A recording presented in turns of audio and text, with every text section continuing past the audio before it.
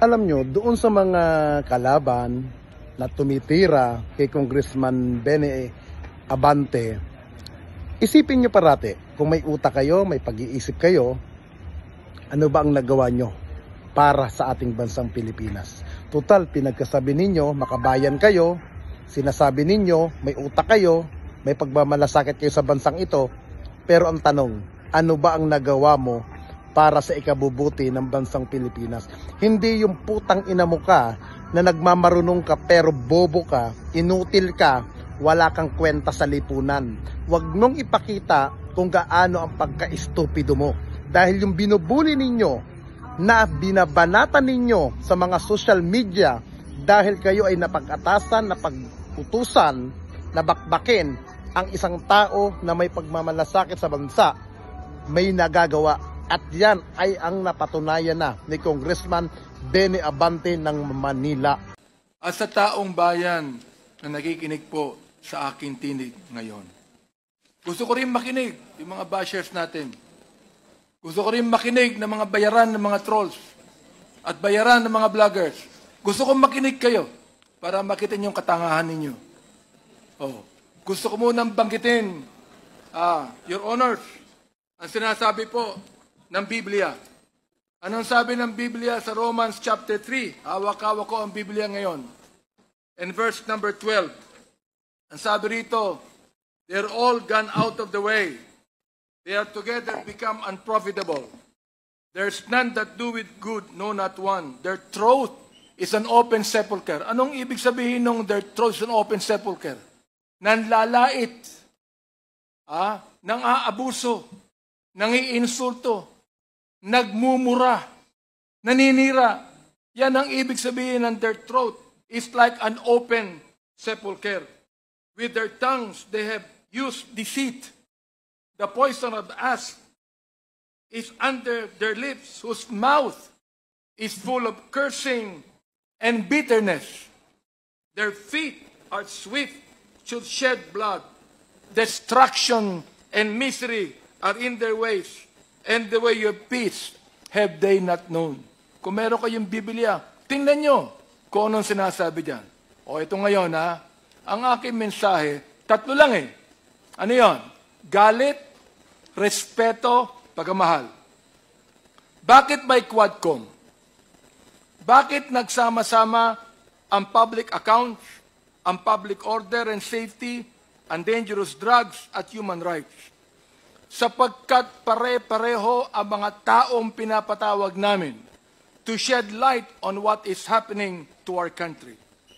Ang proliferation ng illegal pogo sa ating bansa dahilan sa pagdagsa ng mga Chinese na mahigit kumulang na 300,000. Ang tanong ay ganito, sino ang nagbigay ng birth certificate sa kanila na naniniwala kaming fraudulently acquired?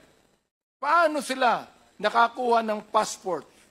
Paano sila nakabili ng large tract of land samantalang marami tayong mga kababayan na wala man lang maliit na lupa na pagtatayuan ng kanilang bahay? Fraudulently acquired lands through bogus corporations. Sinabi ng dating leader ng past administration na ginawa niya ang nagawa niya sapagkat, as I quote, I love this country.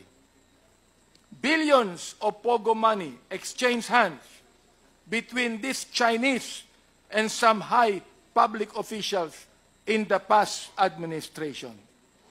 Pagmamahal ba sa bayan ito? Or tulad ng sinabi ng Biblia, the love of money is the root of all evil. Pagmamahal ba sa bayan? If you allowed the hundreds of thousands of Chinese to come here who do not even love this country? Pagmamahal ba sa bayan na ilagay mo sa bingit ng alanganin ng ekonomiya ng bansa? Aber, gumanda ba ang bansa natin? Nabawasan ba ang korupsyon? Ang PNP na dapat magbigay ng proteksyon sa ating mamamayan ay naging kanlungan ng mga drug syndicates. Bakit? Pera, kinakampihan natin ng war on drugs. Kinakampihan natin yan. Pero bakit kinakailangan may mamatay o pinatay na mga 30,000 na tao na ang karamihan niyan ay mistaken identity, na ang iba ay mga bata? Ang sabi ng isang senador na nakaupo, na dating PNP Director General, collateral damage. Collateral damage lang ba ang pagpatay? Yan ang gusto kong sagutin ng senador na yan. Collateral damage lang ba ang pagpatay kay Kian de los Santos? Collateral damage lang ba ang pagpatay sa isang 3 taong gulang sa Cebu? Collateral damage lang ba ang pagpatay sa isang 9 na taong gulang na bata doon sa Caloocan? Collateral damage? Ang pagpatay sa isang pinagtanungan lang kung nasaan si Pilo, hindi sa sinabi niya, hindi ko alam, pinatay yung pinagtanungan. Samantalang si Pilo ay buhay pa at naglalako ng drugs. Collateral damage ba ang pagpatay sa isang driver ng tricycle driver? Na nagsakay ng drug pusher? Pinatay yung drug pusher, pero pinatay din ang driver ng tricycle. Yung pa ay collateral damage. Pagamahal pa sa bayan ito. Kapag ang tao pumapatay ng marami, at binabayaran ang mga pumapatay, pagamahal ba sa bayan ito? Nais kong sabihin sa inyo, there is not one family that has the monopoly of love of this country.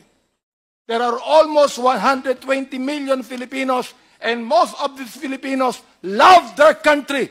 Ayaw natin na mayroon lang isang pamilya na magsasabi na sila ang nagmamahal sa bansang ito.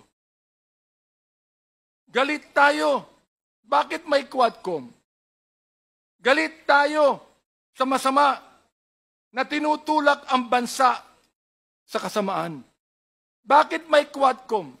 Galit tayo sa Pogo o anumang sugal na lalong nagpapahirap sa ating bayan at nagpapayaman sa iilan. Galit tayo sa droga na pumapatay sa maraming ating kabataan. Galit tayo sa mga human rights violators.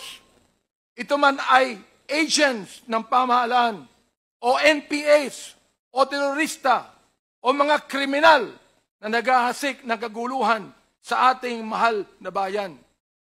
Hindi po tayo terorista. Ano po? Hindi tayo terorista. Hindi tayo komunista. Hindi tayo diktatorya.